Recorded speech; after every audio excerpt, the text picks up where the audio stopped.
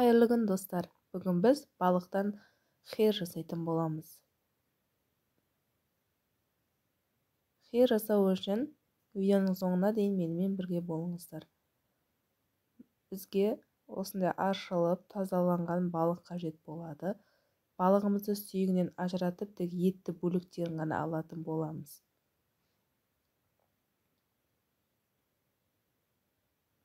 Барлық сүйегінен ажыратып осылай екіге бөліп аламыз. Сүйек бөлігін мына бетке, етті бөлігін мына бетке қойып алатын боламыз.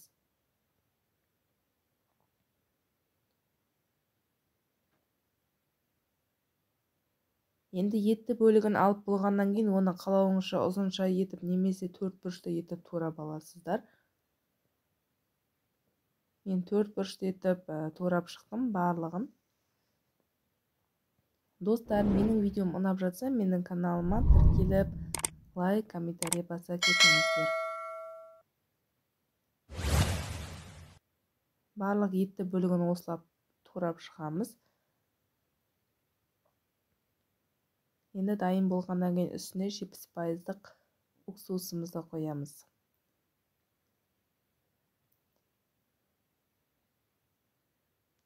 Мен бір балыққа осындай 1,5 қасық уксус және 1 қасықтай тұз салып, араластырып 15 минутқа бетін жауып қоямыз.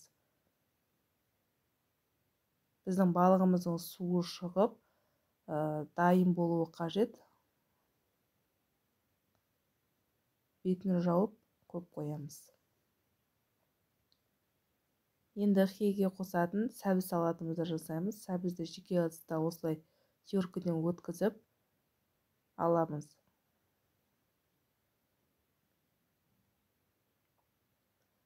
Хер салатын дайындаудың түрлі әдістері бар. Мен постоянно осындай әдіспен дайындаймын. Өте дәмді және тез дайын болады. Сәбізімізді теркіден өткізіп болғаннан кейін үстіне 1 ас қасық тұзымызды және сәбіз салатқа арналған приправамызды қосып, жақсылап араластырамыз.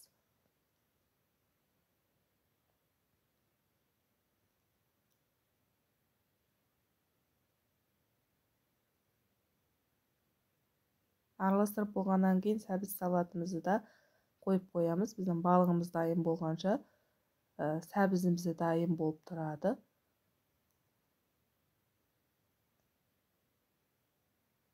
Енді бір жуамызды алып майдалап турап шығамыз. 2 тісше сарымсақ қажет болады. Барлығын жақсылап майдалап турап қуырып алатын боламыз.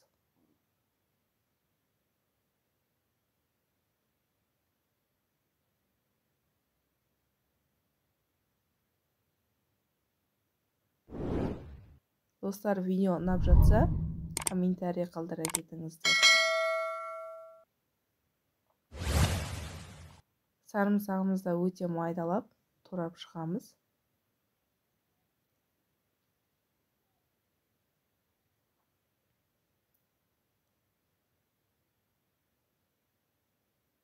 Турап болғаннан кейін қызып тұрған майда қуырып шығамыз. Үстіне 1 ас қасық паприка және 1 ас қасық қызыл бұрышымызды қосып, қызартып қуырып аламыз.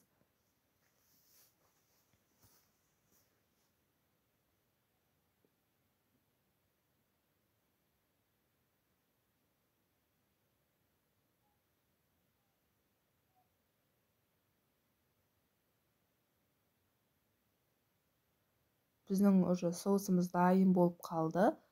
Енді жақсылап осы қызартып қуырып алғаннан кейін оттың астын өшіріп, шамалы суытып қоятын боламыз.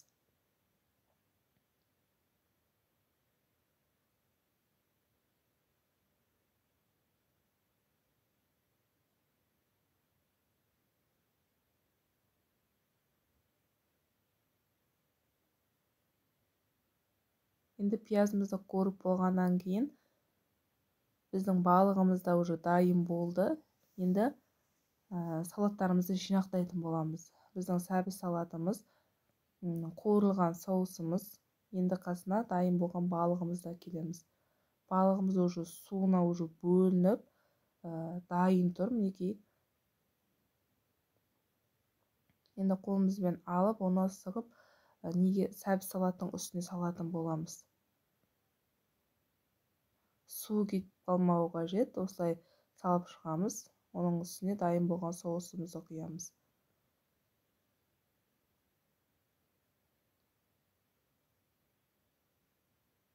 Үстіне біраз қасық соевый соусымызды құямыз. Қара бұрышты қостым. Кориандр болса, басқа да приправалар қосуға да болады.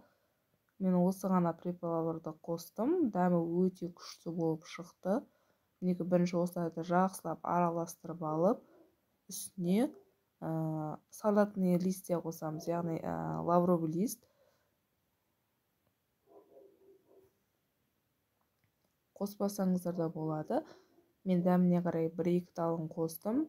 Және кинза қосамыз. Кинзаның орнын укроппен алмастырсаңыздар да болады. Немесе петрушкамен. Кинзамен дәмі өте күшті болып шығады.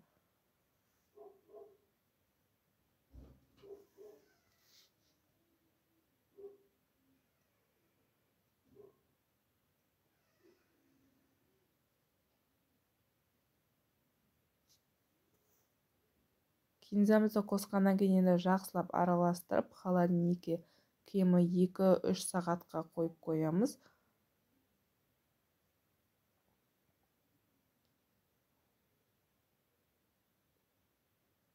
Иісі де, дәмі де өте күшті болып шықты.